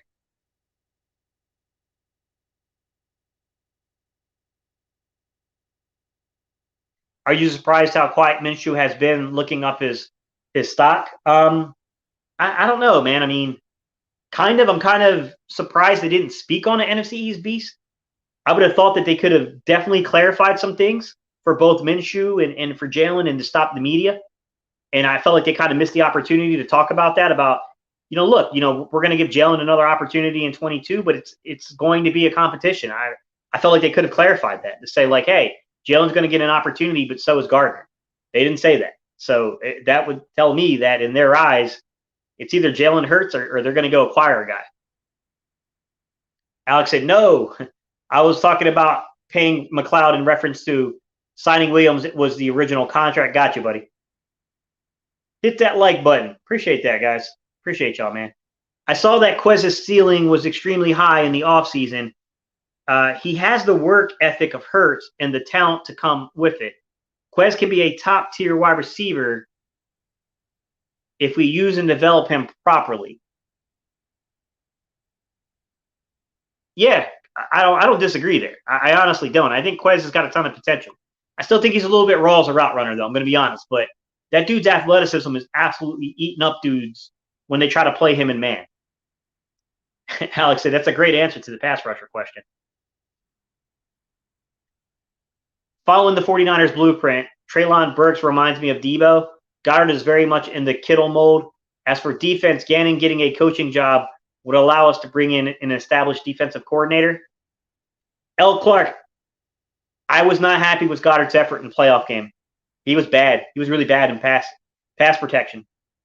Or not pass protection, I'm sorry, guys, and run protection. We're going to do a live stream tonight. Jalen, Caleb, and myself. You guys should tune in for that. I got to be honest with you, man. I'm not happy with Goddard right now. I'm really not. Join me on the Burks to the Eagles in the round one bandwagon. Yeah, he's not super nuanced, but I have faith in him getting more refined in release, and route running will never be elite. I don't think his route running is as bad as people think, though, Alex. I think he's got very fluid hips for a guy that's 6'3", 220-some pounds. I was pretty shocked to see his ability to separate at the top of route stems the way he could sink. To be honest with you, in terms of yak, the yards after the catch, the guy's a lot better than people realize. He's pretty good. The Gambling Hippie said, do you think Brandon Graham could either bulk up a bit and play interior defensive line or a joker roaming defensive end type? If we drafted more defensive end, I don't think they're going to do that, Gambling Hippie. My interpretation is that he's 34. He is what he is, you know what I mean? They're going to use him as that interior, pass rusher and the outside guy to kind of set your tone and your tempo. But they're going to need to take snaps off of him. You know what I'm saying? Like you got to get those snaps off of him. Dane Brugler actually called Burks a linebacker-sized Debo, and someone in a Burks highlight video the other day was telling me about how he actually used to play linebacker in high school because he was still 6'2", 225. We have to see how free agency plays out. Sorry, guys, like the chat's sticking at times. That's why it's taking me a second. Actually want to see JG's philosophy with better personnel. I'd like to see what guys he'd like to draft for a full evaluation. That being said, if he leaves, I'll reserve my tears. I kind of feel a lot of the same way, Jeremiah, although I will tell you I don't love his system. Saying that, we missed opportunities to get off the field by just simply making a tackle. Instead of holding guys to a 3-yard gain, we're allowing guys to get 6 or 7 yards. I think that's absolutely true. With that said, I got to say, I don't love being a 16% blitz rate team. And to mind you, you can't be too blitz heavy because you'll get beat. But in saying that, like 16% is ridiculously low. It's tough, man. I'm not a fan of the scheme. But I'm also not a believer that the way Jim Johnson did things translates with the way that these quarterbacks are playing in today's NFL. I think you'd get eaten up by these quarterbacks today trying to play like that. NFC East B says this team is seriously lacking at D-line in all the skill positions. They should draft best available, then look to fill holes in free agency. No problem, Craig. Gleazy said, Gate, are you buying into the Russell Wilson to Philly hype? I feel like the Giants are most equipped to get him. No, I don't necessarily buy into it. I like Russell Wilson. He's an NC State guy. He played 3 years in NC State. You know, when I got out of the military, you know, I actually had the kind of the unique perspective of graduating high school in 2001 and arriving at NC State when Phillip Rivers was there, getting myself into trouble in school and having to, you know, basically figuring out some stuff. So I went into the military, getting out of the military, and then basically, you know, coming back to NC State in the spring of 2010. So I actually had the opportunity to be there when Phillip Rivers was there, Russell Wilson was there, and Mike Glennon. I got to be honest, man. I liked Russ a lot. Russ was always a guy that you rooted for because he just didn't look like a football player. He's like 5'9", 5'10"-ish, guys. He's not – I don't think he's as tall as they list him to be honest. With that said, he was just such a gifted guy. But I still don't see it, though, Glizzy. I mean, it seems unlikely to me because he would have to tell us he wants to come here first, right? Not us, but the organization. L. Clark said at the NFL Combine, Hurts' velocity was only second to Justin Herbert. That should put to bed the Hurts lacks arm strength debate. Actually has a better than average NFL arm. Yes and no. So I agree it puts to bed the nonsense where people are saying he's got a noodle arm. It's just people who didn't play the position and don't understand how arm strength works. He's still fundamentally flawed at throwing the ball, and that plays into your arm strength. He's got to improve the mechanics behind the throw. Now, I will say that I wouldn't call 54-mile-per-hour ball velocity above average. I would say it's slightly above, but it's really in the field in the area of average arm strength, to be honest. Above average to me kind of begins around that 55, 56 ball range. Like, you know, to give you some common comparisons here, Wentz had a 57-mile-per-hour ball velocity. Kirk Cousins has got a 59. I believe Josh Allen's was 62. Tom Brady is probably the golden boy of strengthening your arm. Tom Brady went from not opting to have his ball velocity read at the combine because he knew it was going to be low to in 2019 he had a 61-mile-per-hour ball velocity reading. It's complex. It's complex, L. Clark, but I do agree with the premise of what you're saying, which is his arm strength is a lot better than what people are saying. It's not like he lacks arm strength to make throws in the NFL. And a lot of people judge it on like just, you know, vertical route, 7, 8, 9 route. It's 25 yards or so. Like all these dudes can throw that route. There's no doubt about it. I think if you listen to what, you know, Merrill Reese was telling people, and this is something that I've said to people at least 100 times here, is that the way we grade scouts, coaches, the way that we grade quarterback arm strength has to do with far hash mark throws on timing routes going from one hash mark to the outside. So a timing route being like, you know, a deep out route. So you're doing something that's like 10 to 15 yards on an out route. You're throwing from the opposite hash mark. That's how you grade arm strength. You want to see what is behind the ball there. It's not on those 25, 30-yard throws. Like 99.9% of those dudes can make that throw in their sleep. When Sirianni was originally hired, there were whispers that in his offense, the receivers would gain the autonomy of choice. Yes, you're very much correct there. The quarterbacks could use coverage to anticipate where to place the ball, I think. Not coverage, leverage. Leverage to the defensive back. I don't know if we ever got around to that because there were a lot of things that I think the intention was there, but it wasn't there. Now, mind you, what they're referring to on that film is a completely different concept. You're talking about where you have a very designed play, play concept here. You have a variation of something that's called smash concept. It's when you hitch and you run something behind that hitch. You're attacking a zone coverage, and what you're trying to do there is you're trying to see if they bracket. You want to see if they bracket that hitch, and then you want to sneak someone behind that bracket. Now, when you do that, the issue being here is that you're anticipating getting too high safety look, which they got. They got exactly what they were looking for, which was too high safeties. So they see that, but if you watch Gainwell's route, you'll see that they get someone carrying with Gainwell, which tells you they're playing cover 5, which is really cover 2 man under. That's the common vernacular. It's called cover 2 man under. What they're advocating for is that Jalen Hurts in his first year as a full-time starter would have the autonomy to completely go off schedule with the offense and change that. And I do not see a rookie quarterback having that kind of leverage. I know you can say, well, it's his second year. He's a rookie in terms of where he is, guys, in terms of his understanding of offensive concepts, in terms of where his footwork is, in terms of all that stuff. He's not to that point yet, guys. I highly doubt that. I highly, highly doubt that he's going to look at that seeds man coverage and have the autonomy at the line of scrimmage to completely change that up. I don't buy that at all. What's your opinion on how he said, not a quote, on JJ being an important piece and a good blocker? I mean, yeah, he's a good blocker. Important piece is, I mean, come on. Chris said, thanks for the link to the book, brother. No problem, guys. No problem. Landon will inherit the center role. I would take Kenyon Green, who can play 4 positions on the O-line. Anytime you get versatility, L. Clark, you're right. You got to watch the Eagles there. We know they covet offensive linemen, and we know that Jeff Stoutland loves versatility. Red Eagle said, how do you feel DJ Shark would fit? Red Eagle, the Eagles had a lot of interest in DJ Shark, to be honest.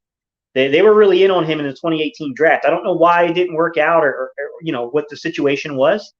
But DJ Shark is a guy that's got a little size to him. I don't think that he's like a big boundary side possession receiver per se, but tall, lanky guy that can go snatch balls. Pause. He can go up there and go make a play, I should say. Now, you're dealing with a guy that's coming back from a broke ankle. The Eagles do have a history with taking chances on injured players. But to be fair, a lot of the, like the Mike Wallaces and those dudes were a lot older. DJ Shark is still very young. So you can say like it's not quite an apples to apples comparison to say that Mike Wallace, yes, we thought Mike Wallace, if Mike Wallace had been healthy and was able to suit up for the Eagles, I really think that 2018 receiving corps could have been a lot better than people thought. If you had a healthy Alshon, a healthy Mike Wallace, Nelson Aguilar, I definitely think, with Zach Ertz and Dallas Goedert, there was a lot of options to throw the ball in that 2018 season if things lined up. Mike Wallace going down in week 2, Alshon not even coming back to like week 3, and then he played kind of banged up the entire year. I mean, it stinks. But, yeah, I mean, DJ Shark is someone I think you got to watch in terms of like how they might play the market, right? The way they might play the market. Jeremiah said, the Sliz Show. Yeah, I disagree with Jimmy G wholeheartedly, and I actually like him. But I won't waste money on a stopgap when I have a rookie. What's up, Scotty? How you doing, buddy? Said how he can't overthink the draft. You shouldn't overthink the draft. Let me edit that for you. You shouldn't overthink the draft. You can't overthink the draft. I don't know about that one. Jeremiah said rookie contract. I got you, but I know what you meant. Mechie got locked down by a cornerback with just okay speed. Roger McCready from Auburn. He actually locked up Jameson Williams too. Yeah, I mean, but I think people overdo it when they talk about foot speed because, like, number one, you can shade a safety over towards somebody. If you're worried about them getting beat past like 10, 15 yards, you can shade a safety there, or you can play 2 safety looks to help you out with that. So I don't know, if you can get a guy that's good enough to really get their hands on you and disrupt the routes, I think it matters. And I think a good example to give L. Clark is that look at who we have in Philadelphia, right? Slay has all the speed in the world. He can do both things. But if you went by man coverage and you look at how well Steven Nelson played in man coverage, he played better. And the reason that he was so bad really had to do with his zone coverage abilities. Steven Nelson doesn't have a ton of foot speed, but what he does have is fight. He's strong. He'll fight you, even though he's only 5'10", and he disrupts routes at the line of scrimmage. So if you give him a shaded safety to his side, or if you're playing, two safety looks, you can allow him to play a lot more aggressively. And, I'm not saying that Steve Nelson is someone that we should – I do think people are overvaluing him. But nonetheless, I do think that he played better down the stretch because we did make the decision to start playing more man coverage. Wide receiver George Pickens in the third, if he does well at the combine. Do you think he's going to last that long? L. Clark said, I am paranoid to see Drake London as JJ with a better contested catch rate. Matt Hatter said that I'm drafting Burks or Pickens at wide receiver only. I think there's more options than just those two at wide receiver, but I like both of those guys. I do think that there's some value in this draft at wide receiver, actually. Did you see the video of the Bucs defensive coach literally telling the players Jalen can't throw? He has to be better next year. No, I didn't see it. I heard rumors that he said he can't read. And I do think there is complexity to that, and I think he's right, that Jalen does struggle to read. But I don't think it's what people think. He's not saying he can't read coverage. He's saying he can't read the leverage of players. Meaning, if you tighten up the windows to throw into, Jalen will hold the ball too long. He'll hold on to it. I think that's what he was trying to tell people. Cree said, have you ever evaluated how many passes that our skill position players dropped, especially Dallas Goedert? Actually, if you go to the Quez Watkins video, I went over the drops at that point in the season. And I talked about how Dallas Goedert was leading us in drops. What's up, Double R? How you doing, buddy? He said, only wide receiver I like round one is Garrett Wilson. I'd rather sign or trade for a veteran wide receiver. Michael said, I think Devin Lloyd is perfect for JG scheme. Sorry, Michael. I tongue-tied myself there for no reason. What's up, Michael Flanagan? How you doing, buddy? He said, good morning, coach. When all is said and done, Eagles have made all the moves, draft and free agency. In your mind, what do you think needs to get done in order for you to say that they had a good offseason? You got to add more talent to this roster. I mean, the one thing I think we all can agree upon is that our roster is not to the area of the top 6 teams in this league. I think there's a clear disparity between the top 6 teams in the NFL and everybody else. And we got to catch up. We got to play catch up. I think you got to get better at safety. You've got to get better at linebacker. We need edge rushers. I definitely think that you need a boundary side X receiver. I still think that we're going to need to figure out some stuff in terms of a contact back, running back on the offensive side of things. We probably could use another tight end. I think Jack Stahl's a really good blocker. I don't think you rest on that. I think you keep trying to find another guy that not only can give you that ability as a blocker, but also adds a dimension to the receiving game as a number 2 tight end. Alex said, Gannon worked as a scout previously, and he was a big reason behind us taking Milton Williams. I definitely want to see what he can do with better personnel. Yeah, I hear you. And hopefully more variance in what they do schematically. But like Gate City Sports talked about, I'm not really a fan of how he likes to play. Same thing, Alex. I'm not a huge fan, but I also recognize that he's probably better than people think. Cree said Todd Bowles pointed out a few of his defensive players that Jalen Hurts can't read defenses. I think what he's pointing out has more so to do with the leverage of the player. And that's, if you honestly, Cree, if you go back and you looked at 2020, go back to 2020, you'll see that during the offseason last year, I broke down the Dallas game. So go back to me breaking down the 2020 Dallas game, and I told you I'm concerned about Jalen Hurts' ability to throw into NFL windows at this point in his career. Dallas went with, a Tampa 2 scheme, and they really came down and shortened the throwing windows, made it harder to throw into, and Jalen really struggled as a result of that. I don't think Todd Bowles is really – I think Todd Bowles is a great coordinator, don't get me wrong, but I don't think it's that – it's not like the coaching staff doesn't know that. And by the way, a lot of quarterbacks struggle with this early on.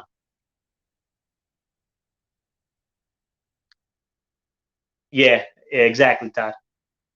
And to be fair to Sirianni again, and it was their first year ever calling plays. That's very true.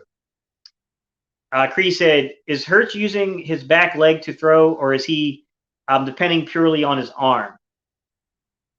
I don't know if I'd say he's using his back leg to throw, but he throws so on passes that are over 25 yards, Creed, which you'll see from the base he throws from, is that number one, his delivery gets a little elongated. He drops the elbow, drops the arm a little bit. He's gotten better at it, but it still exists. The number two thing is he's a very short strider. So like he'll come together to where it's like his heels are almost clicking before he goes into that final stride to throw the ball, which can throw your base off. So when you do that, when you do those kind of things, it starts to translate. Like your top half will follow what your bottom half does. And with Jalen, it's a very flawed throwing base, and that's what leads to the number one. It leads to some issues in terms of like the velocity of the ball. The ball doesn't carry the same velocity, and that has to do with some nuanced things. Like they should be identifying a marker on the field between Jalen Hurts and his receivers, and he should be telling them if we're running this route combination, this is where I'm going to try to put the ball to, depending upon the leverage of the player. So you got to have some communication between quarterback and receiver and the leverage to know where you're going to put that marker. But you need to throw the ball to a marker on the field. It's just the way it works, guys. You can't put the ball on a rope if you don't do that. The other thing is if you watch the back leg closely, when he does that heel clicky thing, sometimes it creates a problem when you shorten your base to where you can't get your hips through the throw. And the telltale sign of a guy not getting his hips through the throw is if you'll see that back leg kind of kick around on you. Sam Ehlinger from Texas, when I watched this film last year, was really guilty of this. And I don't want to imply that Jalen Hurts is as bad as Sam Ehlinger was at it. Sam Ehlinger, there was some throws on his film where I was like, what is he doing? But you'll see sometimes he kind of kicks the leg around. It's not atrocious. I'm not implying it's an atrocious issue. It's an issue, and that takes torque off your ball. He's got to get better with the frame. Dante said, what's your take on Kyler Murray and Jalen Hurts? I watched both in the playoffs. They had the same problems. They had the same problems that a lot of guys do. I will say that Kyler Murray, first time you're in the playoffs, you can give him the same pass. But I will say Kyler Murray's been in the league a little bit longer. So when you get a guy that's kind of in that third year starting, I think that's when you start getting into the worrisome area, right, Dante? Because at this point, you should be getting more autonomy from your head coach to make decisions. You should be learning a lot more about coverage, right? Look at the jump that was made from guys we talked about, right? Josh Allen. Look at the jump Josh Allen made from year 1, 2 to 3. His first couple of years, Josh Allen wasn't it. That third year, it clicked, right? When you look at a guy like Kyler Murray, you're in that third year, you're kind of expecting more, right? And I do think he gave you it in short windows of time, right, where he was dominant. But I do think that the way he played down the stretch was very disappointing. Exactly, Alex. He doesn't have the strongest arm, but his arm strength isn't bad either. It's more so he kills himself with the mechanics behind it. And I agree with that 100%. What's up, Amber? How you doing? Said George Pickens is great at finding holes in the zone. I didn't watch a ton of his film, to be honest, but when I turned on his film, I was like, wow, like it's really unfortunate he got injured because I think that he would be in the discussion as a first-round receiver. Dante said Malik Willis has special arm strength and athleticism. Would you be okay if the Eagles drafted him? And if he slipped to the second round, let him develop and battle for – see, I don't want to do second rounds, Dante, and I'll explain why I don't want to do second rounds. Second round is a really difficult round to take a quarterback in because it really puts you underneath pressure when you come up to the contract. So think about our two division opponents here, right? Two quarterbacks from within our division, from our division opponents. Dak Prescott was outside the first round, got to his fourth year. You don't have enough time to evaluate it and figure out his value. They knew Dak was okay. They knew he was good. But they ended up having to franchise tag him, right? And then you got into that conflict issue. Kirk Cousins, guy that was projected, he wasn't a first-round pick. He was projected to be a long-term kind of cost-effective backup. Becomes the starter. They don't have time. They have to – I think they franchise tagged him twice. And they end up leaving and going to Minnesota. So, I mean, I do think that when you pick a guy and you don't have the fifth-year option, it puts you in some really crazy territory in terms of what you can do contractually. So I'm not a big fan of doing that. Now, if you're looking in a third, fourth round and that guy is truly just a backup, he's just there to be a backup for a cost-effective measure for Jalen Hurts, I think it's a different story. I understand doing that and getting a guy with some upside. But if you're picking a guy that could potentially surpass someone or supplant them, then do it with conviction. You know what I mean? use the first-round pick. I'm not saying the Eagles should do that, gentlemen. I'm saying that if you're going to do that, then do it with conviction. You get what I mean? Because I think you can put yourself in a weird situation. The one I don't know, and I would love to know, is Derek Carr was a second-round pick. I'd be interested to see what happened with his contract. Like, was there a struggle with the Raiders with this contract? Was he franchise tagged at any point? Like, I don't know that information about Derek Carr, but he would be a fascinating one to see just because we know internally from our own division that has really led to some complex issues, and I'm curious to see how that works out with Jalen Hurts, guys. I think that's going to be tough. What's up, 2020? He said, "What up? Is it better to be to be very, very late than never?" Hey, man, glad to have you here, bro. Doesn't matter when you get here. What's good, SP? How you doing, buddy? Go to this football talk. Thank you, guys. I appreciate that. Pepper said, if I'm not mistaken, I remember hearing that Tom Brady in 2001 didn't have the strongest arm and mostly relied on his great team to win those championships, and he eventually got a stronger arm later. You're exactly right. I mean, he's kind of the golden boy of improving your arm strength. Now, do I think that at this point at like 44, 45-ish, he's throwing the football at a 61-mile-per-hour reading anymore? That's a couple years removed from that last reading. But 2019, he did put up a 61-mile-per-hour reading, velocity reading, but I'm not too sure it's still there anymore. Not from what I saw on film this year, but definitely the golden boy of you can improve arm strength over time. But it's kind of like lifting weights, right? Like, you're not going to get there in like 30 days. Like, it's a consistency thing, and you got to keep working at it. And like, it's a whole lot that gets into that, man. David Barry said, important piece, translate to effed up, but I would rather lose the war than admit to the mistake. What's up, Michael? My sleeper pick is Isaiah Spiller in the second round. I like what he could have a massive impact, and we should secure him. I know I've already said this though, so my bad if I'm repetitive. No, I get that you just really like the player. It's all good.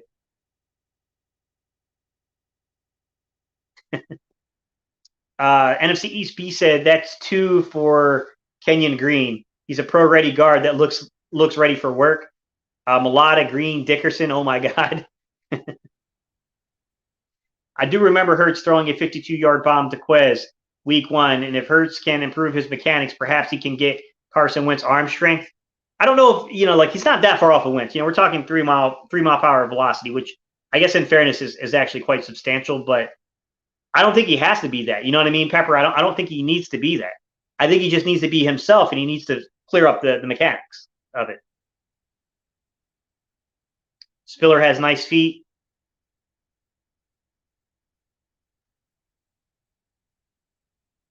Matt Hatter said Hurts' airspeed, 47.5, and the Senior Bowl most closely matches Josh Allen and Baker Mayfield, who were both recorded at 47.1. Herbert at 43.1. Philadelphia Inquirer search Jalen Arms arm strength.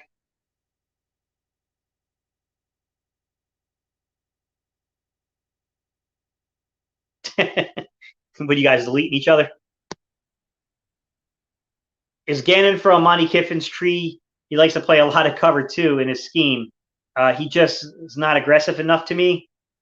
I think he's actually, I want to say Emmett Thomas, the former Eagles secondary coach, had a big influence over Gannon. And of course, Zimmer, Eberflus, there's a few guys. Was it Emmett Thomas or Emmett Smith? It's one of Emmett Thomas or Emmett Smith. It's one of those guys. Nasty Left Hook, what's up, buddy? He said, do you ever think that Hurts can develop a Michael Vick type of arm? I mean, look, anything is possible, but I wouldn't count on that. I just think he needs to clean up his mechanics. We need impact player. I agree. We need a lot of them. Cree said, I remember your evaluation of Hurts against Dallas in 2020. I took a lot of crap for that. Now everybody wants to forget I did it. It's the funny part, Cree. I think the running back draft could be kind of deep too. I'm intrigued by South Dakota's Pierre Strong, great running back name, and South Carolina's Jaquandre White, insane tackle breaking. Kenneth Walker, hey, as an Eagle, I got you guys. Alex, and by the way, it doesn't really matter, but it wasn't Todd Bowles saying that about Hurts. It was his cornerback coach next to him, Kevin Ross. Got you. Bijan Robinson next year. he would be great at Alex, providing we don't need to enter the Bryce Young sweepstakes. Appreciate you, Jeremiah. Thank you, buddy. Derek Carr took less money for the team to build around him. Smart. That's really smart. That's what he did. I mean, I would hope that if the team sticks with Jalen Hurts, that he would do the same thing. And that's a very Tom Brady mentality, right? Tom did that for quite a few years for New England and then got tired when he didn't feel like they were doing it as he thought that they would. Bryce is my guy. I've been following him since he got out of high school. Man, I'd really like to know why you and your flunkies think you're smarter than the coaching staff and organization. You're a YouTuber, bro, not an NFL coach. All right, Rodney, you're entitled to your opinion, bro, but I can bring you on here and we'll see what you know. I can run film and demonstrate it for you. Somebody hasn't had their cup of coffee yet. I mean, all he's doing is honestly appealing to authority because he doesn't know what he's talking about, but it's all good. Did he say a Vic type of arm? Yeah, probably not. Vic had a rocket? Yeah. It was Emmett Thomas? Figured. What is your problem? If you're not a fan of Gate City, that's fine. Everyone has their own opinion, but no need to be a little, you know what? I think he can if Hurts works in his mechanics and can be Vic 2.0. Rodney Hall woke up on the wrong side of the bed. It's all good, man. He's not going to come on here and talk football because he doesn't want to get embarrassed in front of a live audience. Like I said, if you doubt that I know what I'm talking about, I can throw film on the screen with you and do a live stream. I think you give me 10 minutes, you'll know really clearly I know what I'm talking about and you have no idea. But, I mean, it's all good. And when did I conflict with the coaching staff, by the way? Because what you're saying makes no sense. When did you ever hear me conflict with them? Vic seems to be on board with Malik Willis's game closely resembling his own. I mean, if we want to call a spade, if you're going to say I conflicted with the coaching staff, how about we call out the fact that I made a video right before Nick Sirianni gave his season-ending press conference with Howie Roseman, and he basically referenced what I said. Let's call a spade, my guy. He's a basement coward. All right, guys, we have been on here for an hour and 47 minutes. I appreciate y'all so much. We're going to keep doing this week, guys. I'm going to keep going through each position group. We've done safeties on Monday. We're up to linebackers on Tuesday. Tomorrow, I'll go through. I definitely want to kind of do more of, more of a conversation, probably continuation of what we're talking about with the defense, but we'll see. But I'll try to put the conversation out early so that way you guys can kind of, if you want to bring names and you want to look over some stuff before we go live tomorrow, you guys have an idea of like where I'm going with the conversation. Everyone keeps talking about arm strength like it's the end all be all. Yeah, exactly. Vic was a special generational talent. Yeah, I agree. We got your back, coach. It's all good, guys. I appreciate y'all. Thank you, Alex. Appreciate that, buddy. Just watched the Breaking the Birds video and Brian Baldinger's breakdown for the Tampa game. Hurts cannot read defenses or see open wide receivers. It sucks. He can't read leverage. He's struggling with understanding the leverage of the corners right now. It's like have a Desert Eagle but can't hit the target. Have a dessert. I don't know. Bro, you talk a lot of crap about how the defense works, but realize our players weren't good enough. What do you, Rodney? Stop, dude. You sound stupid. I'm just going to be real with you. Like, what you're saying makes no sense, dude. You can just bounce up off my show, bro, for real. Because, like, what you're saying makes no sense. Why don't you actually bring something, like, tangible? Like, let's talk scheme. Let's talk technique. Let's talk about things that are actually pertinent, not these hot takes bullcrap you're trying to bring out. Good stuff, man. Appreciate that, Investor. All right, y'all. I appreciate y'all, and I'll see you guys on the next video. Don't forget, guys, I did complete the actual quarterback tracking journal. It is linked down below in the description. If you guys want to go ahead and get that, it's printed through Kindle, but it is in hardback. So I only produced it inside of a hardback cover. So it's through Amazon, guys. Appreciate y'all. Catch you guys on the next episode, guys, tomorrow morning, 9:05, guys. Appreciate you, buddy. Thank you, guys.